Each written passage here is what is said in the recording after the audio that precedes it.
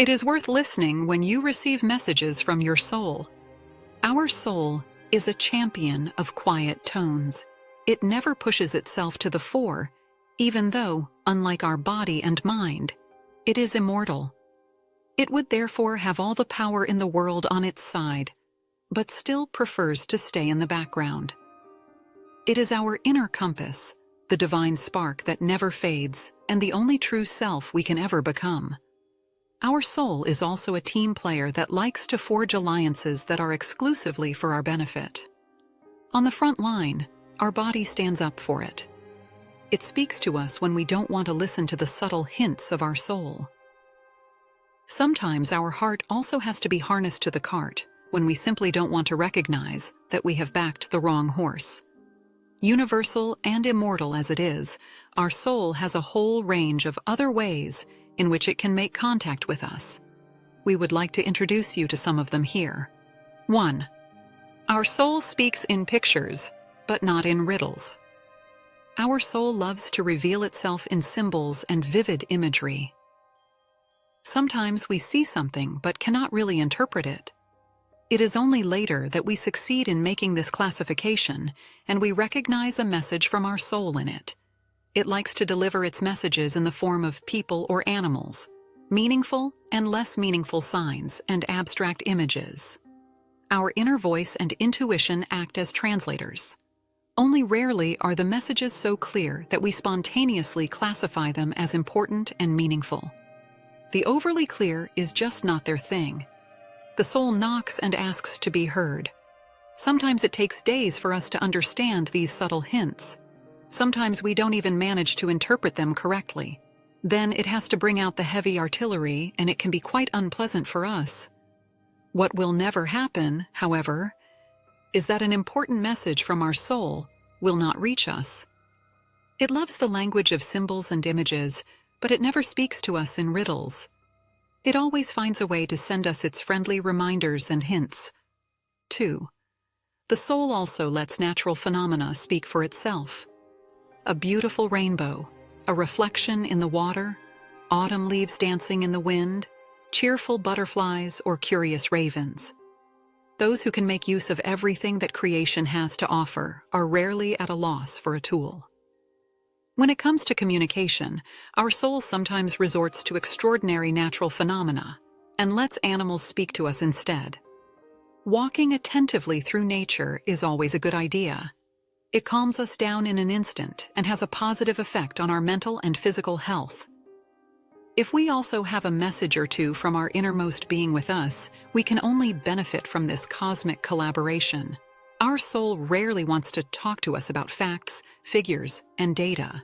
It is mainly concerned with feelings and thoughts, life decisions, and the courage to get a ball rolling. All these areas of our lives have a lot to do with intuition and gut feeling. Bringing the power of nature on board here is very clever of our omniscient soul. We are then more receptive to powerful, visually stunning phenomena than, for example, to a sober list of pros and cons. The messages of the soul are always those that relate to pure life. Reason and logic are of just as little benefit here as reducing our perception to the conscious. 3. Pay attention to recurring patterns and synchronicities. As already mentioned, our soul loves the language of images. Patterns are of particular importance here. They are a kind of painting by numbers, as they often go hand in hand with the well-known angel or master numbers. Even the accumulation of apparent coincidences ultimately forms a pattern. We can only recognize it when it has developed into one of these so-called synchronicities.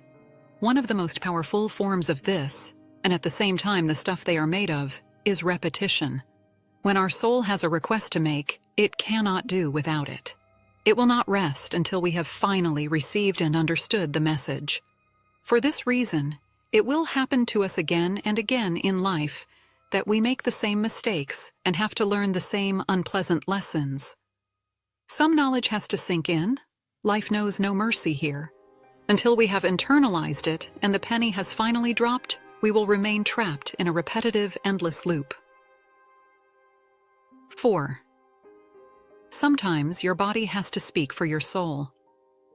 Our body is the obvious mouthpiece of our soul, so to speak.